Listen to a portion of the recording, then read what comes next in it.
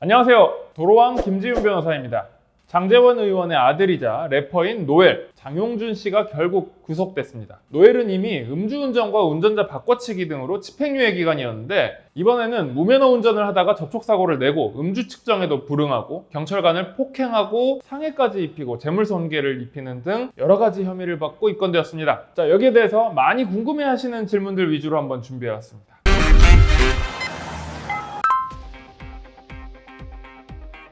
풀려날 수는 있습니다. 그런데 다시 경찰서로 들어오게 될 겁니다. 왜냐면 누구든지 술을 마셨다고 의심할 만한 상당한 이유가 있는 상태에서 운전을 하다가 걸리게 되면 경찰이 음주 측정 요구를 할 수가 있고 거기에 응해야 됩니다. 그런데 거부하면 경찰이 억지로 음주 측정을 시킬 수 있는 방법은 없습니다. 왜냐면 입에다가 빨대를 넣고 숨을 일부러 쉬게 하거나 아니면 붙잡아두고 피를 뽑아서 강제 체열을 하는 것은 위법수집 증거라 불법이거든요. 그러면 음주 측정 안 하겠다라고 해버리면 될 것 같은데 그렇지는 않고 도로교통법에는 음주 측정 거부죄가 있습니다.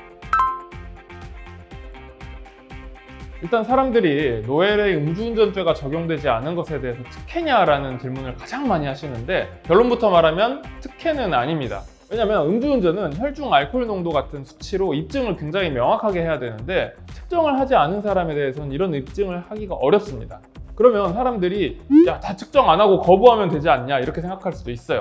그런데 이것은 아닙니다. 우리 도로교통법에 음주 측정 거부죄가 있고 음주운전의 혈중 알코올 농도 단계 중에 2단계, 3단계를 모두 포괄하는 그 정도의 맞먹는 형량입니다. 그래서 음주운전을 했다고 의심할 만한 상당한 이유가 있는데도 거부를 한 사람은 음주운전 한 거랑 같은 형량으로 처벌을 해버리는 거죠. 그래서 노엘이 음주측정 거부죄로 입건이 된 이상 음주운전죄가 빠졌다고 해서 특혜라고 볼 수는 없습니다. 지난 12일 오전에 영장실질심사가 잡혀 있었는데 노엘이 여기 출석을 하지 않았고 변호인도 출석하지 않았습니다. 그 이유는 본인들이 제일 잘 알겠지만 아마 어차피 구속각이었으니까가 아닐까라고 추측을 합니다. 노엘이 지은 죄가 너무 많고 집행유예 기간이었기 때문에 이 기간 동안 다시 벌어진 동종범죄에 대해서 구속이 될 가능성이 커 보였거든요. 그런 상황이라면 굳이 영장실질심사 봐가지고 그 카메라 플래시 세례 받으면서 언론에 노출을 할 필요가 없겠다라고 판단을 했을 것 같습니다. 사실 많은 사람들이 노엘의 음주운전과 측정 거부에 집중을 하고 있고 실제로도 문제가 되는 게 맞긴 하지만 이 법정형만 놓고 보면 그보다 훨씬 무거운 범죄들이 있습니다.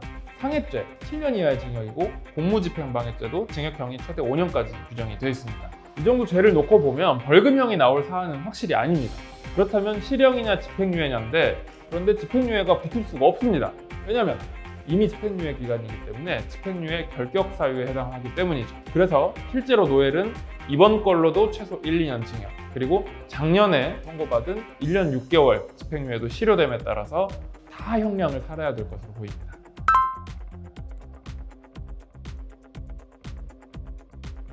일단 죄질이 나빠서 벌금형은 안 받을 것 같다고 말씀을 드렸고 자, 집유를 받을 수 있을까?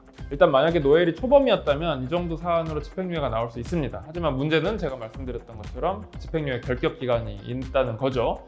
근데 이 집행유예 결격 기간이라는 게 집행유예 중에 범죄를 저질렀다고 하더라도 선고가 언제이냐에 따라서 집행유예를 할 수 있냐 없냐가 나눠지거든요.